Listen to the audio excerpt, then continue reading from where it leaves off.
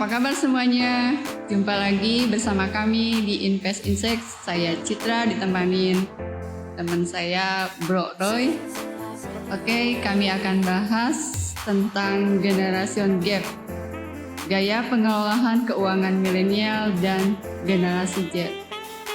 Bukan kabar baru sebenarnya apabila generasi milenial dan generasi Z yang kini semakin banyak mendominasi dunia kerja memiliki gaya pengelolaan generasi-generasi sebelumnya. Bila dibandingkan dengan generasi-generasi sebelumnya yaitu baby boomers dan generasi X, terlihat ada generation gap yang membedakan karakteristik dan gaya hidup masing-masing generasi. Nah, perbedaan itu tidak terlepas dari karakteristik umum generasi milenial dan generasi Z yang cenderung lebih dinamis, kreatif, melek teknologi, dan pragmatis. Berkebalikan dengan baby boomers dan generasi X yang relatif lebih idealis dan konservatif, termasuk dalam pengelolaan keuangan. Nah, kali ini gue ditemani dengan rekan gue, yaitu Roy yang akan menjelaskan gaya pengelolaan keuangan kaum milenial. Gimana nih menurut Bro Roy? Oke, halo sis, halo apa kabar semua insiders? Ya, saya mau kasih tahu nih sis, sebenarnya ya saat ini di kaum milenial tuh ada dua istilah yang lagi ngetren, yaitu YOLO dan FOMO. Tahu nggak istilah itu? Wah, keren sekali nih. Apa itu? Oke, saya jelasin ya. YOLO itu singkatan dari You Only Live One, atau kalau bahasa Jermannya gitu, lo cuma hidup sekali. Sedangkan FOMO itu singkatan dari Fear of Missing Out, atau takut ketinggalan tren. Ya mirip-mirip sih dua-duanya, tapi biar saya jelasin ya. YOLO itu pola hidup yang saat ini itu akan mempengaruhi gaya hidup kaum milenial. Kenapa? Karena pada akhirnya itu akan menentukan pola konsumsi setiap kaum milenial itu untuk mencoba hal-hal yang mungkin bisa dibilang, gue cuma bisa coba ini sekarang nih, lagi mumpung masih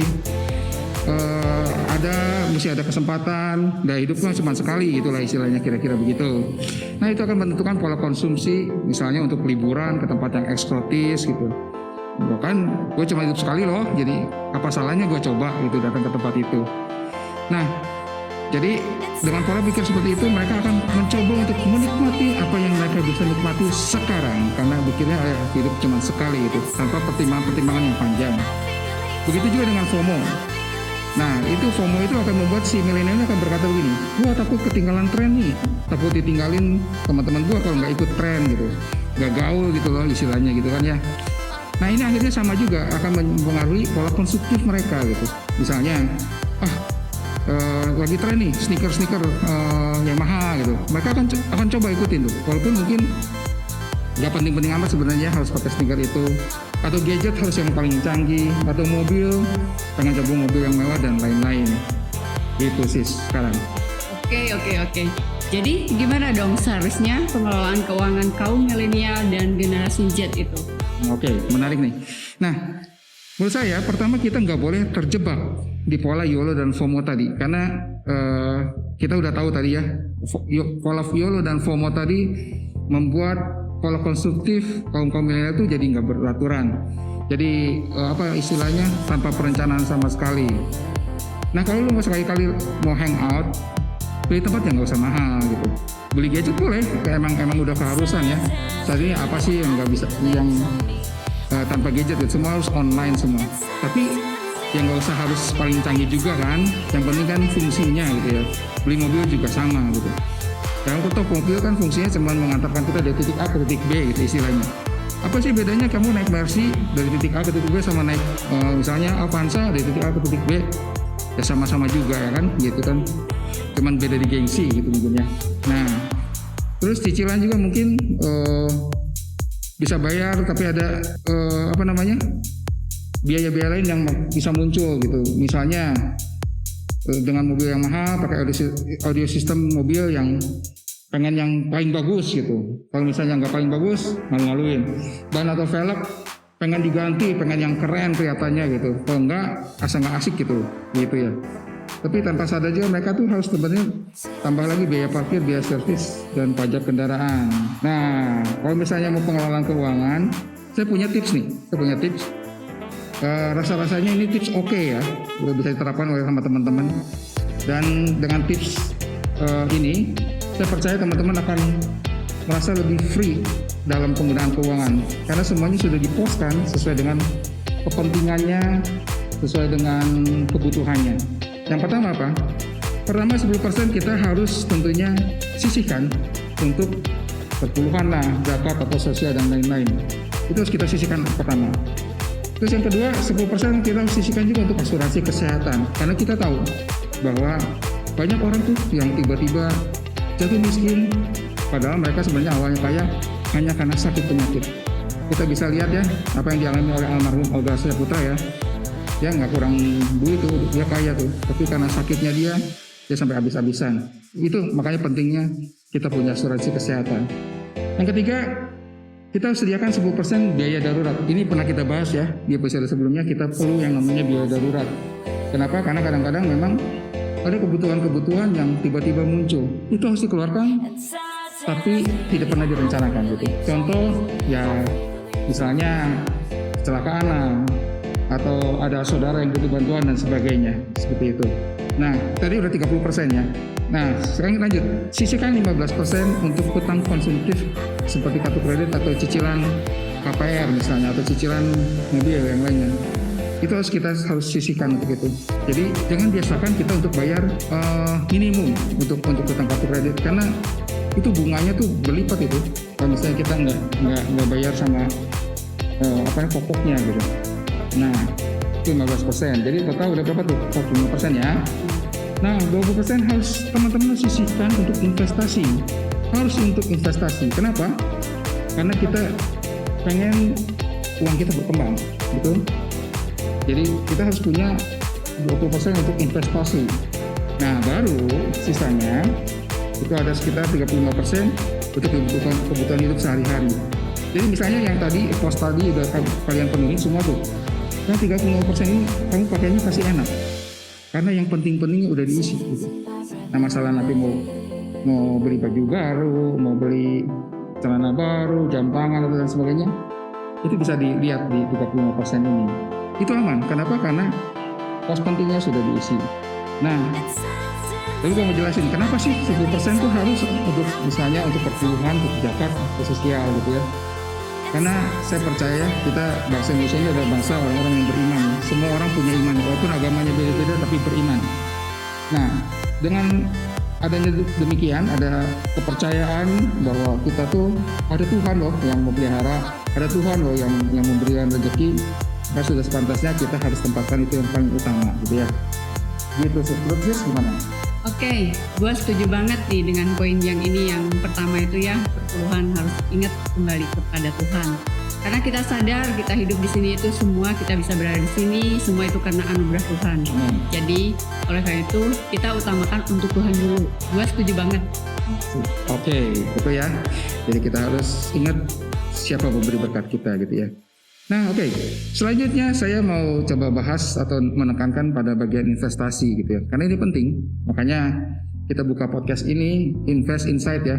Kita mau bahas tentang investasi. Nah, investasi itu banyak macamnya. Kita tahu semua banyak macamnya ya. Ada yang investasi dalam bentuk emas. Ada yang dalam bentuk saham. Ada yang dalam bentuk properti dan lain sebagainya gitu.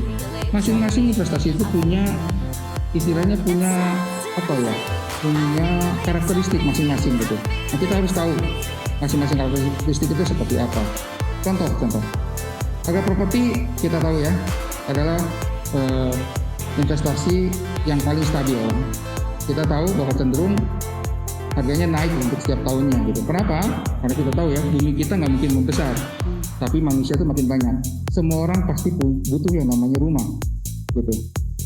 Nah, jadi kalau kita misalnya berpikir investasi apa sih yang paling stabil, investasi properti. Jadi saya bisa sarankan bahwa untuk teman-teman kalau misalnya mau investasi yang paling aman apa, berinvestasi lah di properti gitu. Karena secara waktu, secara history kita tahu semua bahwa yang investasi properti jarang sekali rugi gitu. Kecuali kenapa bisa rugi? Orang itu dalam keadaan butuh uang, orang itu kalian butuh sesuatu dana cash karena kejadian sesuatu, jadi terpaksa untuk menjual propertinya segera sehingga harganya juga mau bagus. Nah, itu investasi yang mungkin bisa dibilang rugi gitu. Nah, tapi kalau misalnya secara normal harusnya properti itu stabil gitu. Nah, bagaimana dengan saham? Saham juga adalah salah satu investasi terpopuler juga selain properti gitu. Bahkan kita ini banyak tuh di TikTok tuh tentang saham. Kita bisa lihat lah, banyak anak-anak muda mulai mengedukasi dengan saham. Ya itu bagus. Jadi salah satu investasi yang menarik, yang punya masa depan yang cerah gitu ya. Karena kita tahu ya banyak juga orang yang kaya itu dari investasi saham. Kita tahu ya yang namanya Warren Buffett itu orang terkaya. Saya nggak tahu ya sekarang posisi berapa, tapi dulu dia sempat posisi nomor 1 dan yang dilakukan cuma berinvestasi di saham gitu. Jadi itu juga bukan pilihan yang buruk gitu. Nah, sebelum kita masuk investasi, ada hal yang paling penting yang harus kita lakukan, yaitu kita harus pelajari dulu semua jenis investasi itu, instrumen-instrumennya, apa resikonya, terus bagaimana cara mainnya, bagaimana aturan-aturan di dalamnya dan data pendukung lainnya gitu. Contoh misalnya kita mau pilih properti sebagai pilihan investasi ya. Kita harus tahu tuh properti seperti apa sih yang nilainya masih cepat meningkat ya, lagi booming. Jangan cari lokasi yang yang lokasinya tuh udah jenuh gitu ya, udah nggak berkembang lagi gitu. Nah seperti itu. Jadi cari lokasi yang strategis, yang memang kita tahu daerah itu selalu dicari orang lain, daerah itu ramai dan sebagainya gitu. Sehingga nantinya kita bisa gampang dijual ataupun bisa juga disewakan gitu. Nah kalau saham yang jadi pilihan investasi, kita harus tahu tuh sebenarnya saham yang kita beli itu dari perusahaan yang bagus apa enggak gitu. Kita harus pelajari betul laporan keuangannya, potensi bisnisnya dan sebagainya, sehingga kita tahu nih harga yang kita beli ini nggak kemahalan gitu ya. Nah itu salah 2 contoh yang bisa saya jabarkan. Nah khusus untuk investasi rumah ada 2 macam sebenarnya gitu. Ada yang kita bisa mau invest rumah itu sebenarnya untuk sementara kita pakai dulu, atau memang kita pakai untuk menghasilkan gitu. Dan kalau misalnya untuk pakai dulu kan berarti kita harus cari properti yang yang cocok dengan kebutuhan kita. Dan kita tahu kalau misalnya investasi di properti itu akan punya kestabilan ya untuk masa depan gitu. Jadi nggak akan rugi lah gitu. Itu. Oke, wah sangat menarik sekali ya pembahasan ini, terutama mengenai investasi sepertinya harus kita bahas di dalam episode terpisah nih, karena nggak bakalan cukup kalau kita bahas sekarang. Oke, terima kasih banget Bro Roy yang sudah membagikan ilmunya. Semoga kalian senang dan bermanfaat. Dan kita akan bertemu kembali di episode berikutnya. Oke, Invest Insight, demikian pembahasan singkat kita kali ini tentang gaya pengelolaan keuangan milenial dan generasi Z. Sampai ketemu di episode berikutnya, dan yang pasti dengan pokok pembahasan yang lebih menarik. Kalau kalian suka, tinggal follow kami di Spotify atau bisa juga di IG kami di Invest Insight. See you, thank you.